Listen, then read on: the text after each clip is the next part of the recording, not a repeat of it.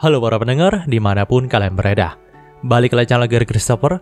Oke, dalam video kali ini kita akan kembali membahas tentang Alan Yusashoka ni Makikomareta Kedowa Isekai Heiwa Desta. Dalam part sebelumnya kita sudah mengetahui Kaito itu sudah disambangi oleh Megiddo sang War King, dimensinya Lilia. Selain itu Kaito juga sempat didatangi berkali-kali oleh Shaltir atau Phantasmal King. Ya, nggak terduga. Salah satu penguasa dunia iblis yang terkenal akan misterinya ini nampak sangat tertarik sama Kaito. Dalam part kali ini, panel cerita pun berfokus kepada cerita mengenai karakter Illness atau yang sebelumnya kita ketahui sebagai Pandemonium. Iblis tingkat tinggi yang disebut sebagai pemanggil kiamat. Itulah wujud asli dari Pandemonium. Dia adalah eksistensi yang sangat langka di antara iblis peringkat atas, di mana biasanya iblis peringkat atas akan cenderung bersikap angkuh dan kasar karena kekuatannya. Tapi hal itu nggak berlaku sama Pandemonium. Dia masih memiliki akal sehat untuk bersikap baik kepada semua makhluk. Sebenarnya, jika dia mau, Pandemonium bisa saja menyebarkan wabah penyakit kepada setiap makhluk. Walaupun makhluk itu telah diberkati oleh dewa tinggi sekalipun, dia tetap bisa membunuhnya dengan sangat mudah. Hal itulah yang membuatnya terkenal seperti karakter yang jahat. Tapi nyatanya Pandemonium tidak suka membunuh. Dia hanya akan membunuh bila diperlukan saja. Dia adalah entitas yang memiliki akal sehat dan bisa dibilang baik. Jika ada orang yang kesusahan, dia pasti akan membantunya. Bila ada orang yang meminta tolong kepadanya, dia pasti akan datang untuk membantunya. Jika ada seseorang yang menderita, maka dia akan memberikan apa yang dibutuhkan orang itu. Ya, bisa dikatakan dia adalah makhluk yang terlihat sempurna. Tapi ada satu kekurangan Pandemonium yang tidak diketahui banyak orang. Dia tidak pernah merasakan kebahagiaan. Pandemonium tidak memiliki tujuan untuk melakukan sesuatu ataupun memiliki impian untuk menjadi sesuatu. Oleh karena itulah, dia bekerja kepada Phantasmal King, bahkan menjadi salah satu bawahan eksekutifnya. Sebenarnya, dia tidak memiliki kesetiaan terhadap Shaltir. Dia patuh kepada perintah Shaltir karena baginya yang tidak memiliki impian dan tujuan hidup, mengikuti perintah orang lain adalah cara termudah untuk tetap hidup. Dia adalah pelayan bagi setiap orang yang membutuhkannya. Itulah jalan hidup yang dia pilih. Selama ini dia menganggap kalau tolong-menolong di antara semua makhluk yang sedang kesusahan adalah hal yang wajar. Dia terus bertindak seperti boneka yang melayani orang lain. Sampai ketika titik balik dari gadis ini dimulai ketika dirinya bergabung bersama dengan Lilia sebagai pelayan mansion, lalu mengambil nama Illness. Ketika itu, Lilia ditugaskan sebagai bangsawan yang bertanggung jawab untuk memanggil pahlawan dari dunia lain. Namun karena beberapa hal, pemanggilan itu berubah menjadi kesalahan di mana ada 4 orang yang terpanggil dalam dunia ini. Dan salah satu dari 4 orang itu adalah Miyama Kaito. Ketika pertama kali melihat Kaito, Illness jatuh cinta pada pandangan pertama. Untuk pertama kalinya, dia bisa merasakan sebuah emosi. Dan terlebih lagi, emosi pertama yang dia rasakan adalah cinta. Dia jatuh cinta kepada Kaito bukan karena tampang ataupun fisiknya. Tapi Illness bisa melihat jauh ke dalam diri Kaito. Dia tahu, Kaito adalah manusia dengan sifat terindah yang pernah dia temui. Dia tidak menyangka ada manusia seindah ini. Dan karena cintanya kepada Kaito itulah yang membuatnya menjadi pelayan pribadi Kaito dalam mansion Lilia. Tapi karena kecintaan itu juga, Illness pun mengerti akan adanya emosi yang berlawanan dengan cinta. Ya, itu adalah kebencian. Seperti yang diketahui, kalau ada banyak sekali pelayan yang tidak suka dengan keberadaan dari Kaito. Tapi Illness tidak membenci mereka. Dia menuntun para pelayan yang tidak menyukai Kaito itu untuk perlahan menyukai Kaito. Dia terus membeberkan informasi baik mengenai Kaito di hadapan para pelayan yang lain. Maka dari itulah secara perlahan tapi pasti, para pelayan mulai mengakui keberadaan dari Kaito.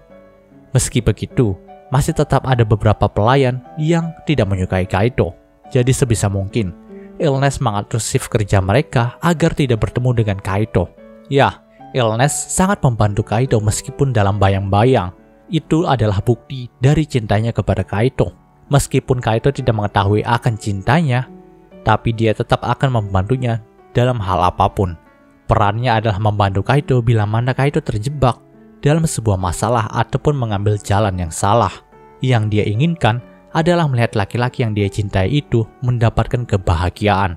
Dia tidak peduli apakah cintanya akan berbalas atau tidak. Yang terpenting baginya adalah kebahagiaan dari Kaido.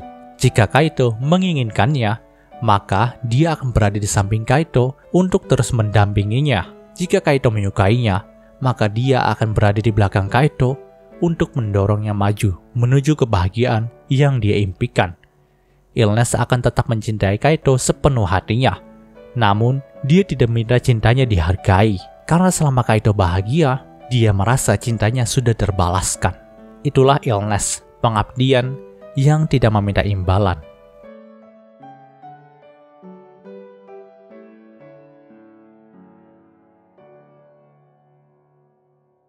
Panel cerita pun berpindah. Di suatu pagi dalam mansion Lilia. Pagi itu Kaido pun datang ke meja makan untuk sarapan nih. Tapi, dia pun dikejutkan dengan keberatan dari Tita dan Eta. Di sini mereka berdua nampak bersahabat dengan Kaido. Bahkan mereka berdua juga lah yang menyajikan sarapan untuk Kaido pagi itu. Tentu, Kaido pun kaget dengan hal itu. Kenapa mereka berdua itu ada di mansionnya Lilia gitu? Mendengarkan hal itu, Ita dan Tita pun menjawab nih, kalau hidup mereka berdua sudah sepenuhnya diberikan kepada Kaido. Maka dari itu, mereka pun meninggalkan Megiddo dan lebih memilih untuk melayani Kaido. Di sini, Kaido pun hanya bisa memegangi kepalanya, karena memang dari awal dia itu belum punya pengalaman memiliki maid pribadi yang banyak seperti ini. Melihat kalau Kaido itu sedang kesusahan menghadapi mereka berdua, Anima pun langsung memarahi Ita dan Tita nih. Namun gak disangka kemarahan Anima itu malah kalah sama keramahan dari Tita dan Ita. Ya, di sini Tita dan Ita menyebut Anima dengan sebutan kepala pelayan Anima. Gak disangka nih, hal itu membuat Anima jadi malu. Maka dari itulah dia pun malah berhenti memarahi mereka berdua. Walaupun Tita dan Ita itu sangat cekatan sebagai pelayan, tapi masakan yang mereka buat itu sangatlah buruk teman-teman. Bahkan teh yang disajikan kepada Kaido itu nampak seperti slime yang baru saja diburu dan diwarnai. Panel cerita pun berpindah ke kantor Lilia, Zeke, dan Luna Maria. Dalam kantor Lilia, mereka bertiga pun sedang berdiskusi nih mengenai Tita dan Ita. Mereka sebenarnya nggak keberatan sama sekali dengan keberatan dari Tita dan Ita. Apalagi mereka memiliki kemampuan bertempur yang hebat, dan hal itu juga diakui sama Zeke. Maka dari itu, kalau nantinya mereka nggak bisa jadi pelayan, maka mereka itu bisa bertugas menjadi penjaga mansion seperti Zeke. Tapi nampaknya mereka berdua itu udah ngebet banget buat jadi pelayan pribadinya Kaido. Jadi Lilia gak mungkin setega itu buat ngancurin impian mereka gitu. Di sini, dia pun meminta bantuan kepada Zeke dan Luna Maria untuk mengajari Tita dan Ita sebagai pelayan di mansion ini nih. Namun nampaknya baik Zeke dan Luna Maria itu agak keberatan. Zeke keberatan karena memang dirinya bukanlah pelayan dalam mansion ini. Jadi dia nggak mungkin bisa mengajari Tita dan Ita caranya menjadi pelayan yang baik. Sementara Luna Maria keberatan karena tugas dari Luna Maria itu sudah sangat banyak teman-teman. Karena dia juga kan merangkap jadi tangan kanannya Lilia nih. Namun di tengah kebingungan mereka, Illness pun langsung masuk ke kantor Lilia untuk meminta tanda tangan dalam sebuah surat nih. Tapi nampaknya Illness itu tahu suasana dari ketiga gadis ini termasuk Lilia sedang tidak baik. Maka dari itulah dia pun tanya kepada Lilia mengenai apa yang terjadi. Mendengarkan hal itu, Lilia pun bercerita mengenai masalah dari Tita dan Ita nih. Nah, setelah mendengarkan semuanya, Illness pun berkata kalau serahkan saja pembinaan kedua elf itu kepada dirinya. Lagi pula Illness itu adalah kepala pelayan dari mansion ini, maka sudah menjadi tugasnya untuk membimbing para pelayan baru yang bekerja di sini. Mendengarkan hal itu, Lilia pun sedikit keberatan nih, karena memang dia tahu tugas dari Illness sudah sangat banyak. Jadi bukankah membimbing Tita dan Ita akan membuatnya jadi kewalahan gitu? Tapi nampaknya Illness itu tidak keberatan sama sekali dengan hal itu. Dia pun berkata akan tetap santai walaupun tugasnya bertambah. Nah, ketika mendengarkan hal itu, Lilia pun berkata kalau setidaknya Illness itu harus setuju juga dengan kenaikan gaji miliknya jika dia setuju untuk mengambil tugas membimbing Tita dan Ita gitu. Namun di sini Illness berkata kalau dia tidak bisa menerimanya. Gajinya sebagai pelayan di sini sudah lebih dari cukup. Setelah itu Illness pun langsung pergi dari sana. Melihat hal itu, Lia pun bersyukur nih, kalau dia itu memiliki orang-orang hebat di sisinya. Tidak hanya ada Zeke dan Luna Maria, tapi dia juga memiliki Illness di sisinya. Panel cerita pun berpindah ke pagi berikutnya. Saat itu, Kaito dan Hina pun sedang lari pagi bersama nih. Karena memang Kaito itu masih belum melatih tubuhnya secara benar sejak masuk ke dalam isekai. Sedangkan Hina itu selalu lari pagi setidaknya 10 km tiap harinya. Tentu, hal itu membuat perbedaan stamina di antara mereka sangatlah jauh. Dan benar saja, baru saja berlari 5 km, Kaito itu udah jatuh duduk di tanah dan mau pingsan gitu. Tapi nampaknya Hina ini terus menyemangati senpainya agar bisa berlari 5 km lagi. Karena memang bagi dirinya yang sudah berpengalaman dalam berlari, Hina itu tahu kalau manusia sebenarnya bisa berlari secara lepas jika mereka sudah melewati kilometer ke-7. Jika mereka bisa melewatinya, maka mereka juga bisa mencapai 10 km sekalipun. Ya, dulunya Hina adalah anggota dari ekskul lari, maka pantas saja jika dirinya mengetahui tentang beberapa tips tadi. Namun nih, saat mereka melanjutkannya, tiba-tiba aja kaki dari Hina itu terkilir teman-teman akibat dia terlalu ceroboh. Tentu, hal itu membuatnya tidak bisa melanjutkan lari pagi lagi. Dan dengan gentlenya nih, Kaito juga langsung berinisiatif untuk menggendong kohainya itu pulang ke mesinnya Lilia. Pada awalnya sih, si Hina itu terlihat sangat malu. Tapi akhirnya, Hina-chan kita yang satu ini langsung ketagihan digendong sama senpainya. Panel cerita pun berpindah ke siang harinya. Saat itu, Kaito dan Kuro sedang menuju tokonya Alice nih. Kalian ingat beberapa part lalu kan kalau Kaito janji untuk memperkenalkan Alice dengan beberapa kenalannya yang memiliki perusahaan alat sihir. Karena memang nih barang-barang di tokonya Alice itu termasuk futon buatannya sangatlah bagus teman-teman. Jadi di sini Kaito itu mau memperlihatkannya kepada Kuro. Mungkin saja Kuro mau bekerja sama dengan Alice, lalu memproduksi futon yang dibuat sama Alice secara massal. Nah pastinya futon buatan Alice ini akan laku di pasaran. Dengan begini, kedua pihak juga akan saling menguntungkan. Sekalian juga nih Kaito juga mau ngecek keadaan dari Alice. Karena memang takutnya dia sudah tidak punya uang lagi buat makan. Ya kita tahu kan kebiasaan judi Alice. Walaupun dia itu mendapatkan uang yang banyak sebelumnya, pasti uangnya itu akan habis secara cepat teman-teman. Panel cerita pun berpindah ke tokonya Alice nih. Nah pas lihat kalau Underworld King itu datang ke tokonya, Alice pun terkejut bukan main. Bahkan di sini Alice pun sampai minta maaf kepada Kaito karena udah ngabisin uang yang dia dapetin terus. Alice pun melakukan hal itu karena dia ngiranya Kaito bawa Kuro ke sini buat ngebunuh si Alice gitu. Tentu, Kaito pun langsung memukul kepala Alice karena kesalahpahamannya. Lalu dia juga menjelaskan kepada Alice nih, kalau alasannya datang ke sini itu untuk menjadikan perusahaan alat sihir dari Kuro itu sebagai investor untuk memproduksi futon buatannya Alice secara massal nih. Tapi, Kuro ingin melihat futon buatan Alice secara langsung terlebih dahulu nih. Mendengarkan hal itu, Alice pun segera mengambilnya dari tempat penyimpanan. Melihat itu, Kuro pun terkejut nih, karena memang barang buatan Alice ini sangatlah baik. Dan di sini, terjadi kesepakatan di antara mereka. Nantinya Alice akan mendapatkan keuntungan 50% dari hasil jual bersihnya mereka ini.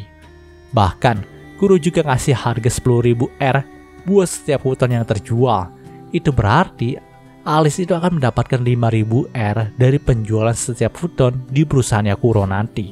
Ya, itu adalah hal yang lebih menguntungkan dibandingkan dengan berjualan sendiri dalam tokonya. Nah, di sela-sela kunjungannya juga, Kaito langsung mengambil barang pesanannya kepada Alice nih.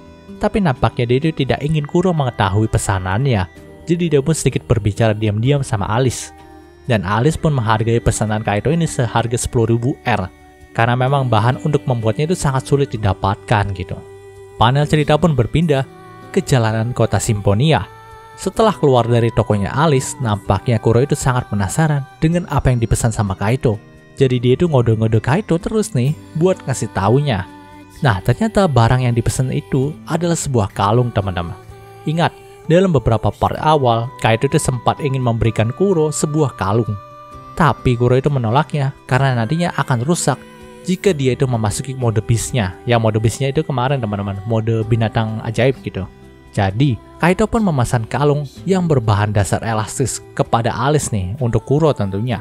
Agar kalung itu nggak akan rusak kalau Kuro masuk ke mode beast-nya teman-teman. Tentu Kuro pun sangat senang dengan pemberian dari Kaito itu. Nah selain beberapa hal tadi, Dalam part kali ini juga Kaido sempat memberikan sebuah alat yang kerjanya mirip seperti kalkulator kepada Lilia nih. Bahkan Kaido juga mewariskan hak paten dari alat ini kepada Lilia. Jika nantinya Kaido itu sudah kembali ke bumi, tentu Lilia pun akan mendapatkan hak patennya dan semua keuntungannya gitu. Ya, di sini Lilia pun sangat terharu dengan kebaikan dari Kaido. Dia bersyukur karena bisa bertemu orang spesial seperti Kaido. Tidak hanya suara dari Zeke, tapi juga banyak hal yang diberikan sama Kaido kepada dirinya. Di sini nampaknya Lilia juga mulai jatuh cinta sama babang Kaido nih. Ya, Kaido ini emang bisa aja teman-teman. Oh ya, Kaido juga sempat kembali ke tokonya Alice nih untuk membeli barang yang cocok dipakai ke dunia iblis. Karena memang rencananya Kaido itu ingin berkunjung ke kediaman dari Isis. Mendengarkan hal itu, Alice pun merekomendasikan nih, Kaido itu beli buku panduan miliknya aja. Di sana itu udah lengkap tertulis tentang segala yang boleh dilakukan ataupun tidak boleh dilakukan dalam dunia iblis. Setelah mendapatkan buku itu, Kaido pun langsung pamit dari tokonya Alice lagi. Panel cerita pun berpindah ke sudut pandang Alice. Nah, pada malam itu, Alice pun kedatangan tamu yang tidak diundang nih. Alice menyebutnya sebagai komisi. Nah, komisi ini memberikan Alice sebuah pekerjaan untuk menculik orang dari dunia lain yang datang ke sini, bukan membunuhnya. Ya, dia ingin Alice itu menculik Miyama Kaido. Nampaknya orang komisi ini nggak tahu kalau Alice itu deket dan kenal baik sama Kaido. Maka dari itu, dia mempercayakan tugas ini kepada Alice. Bahkan dia akan membayar Alice 10 koin emas putih untuk uang mukanya. Dan jika Alice itu berhasil, maka dia akan mendapatkan 30 koin emas putih sebagai biaya tambahannya. Tapi bukannya menolak hal itu, anehnya Alice pun langsung menerimanya nih. Ini bukanlah pengaruh uang yang dia terima teman-teman. Ini lebih seperti Alice adalah seorang profesional dalam sebuah pekerjaan gelap seperti ini. Jadi sebagai seorang profesional, dia tidak akan menolak pekerjaan apapun. Dalam hatinya, Alice pun meminta maaf kepada Kaido.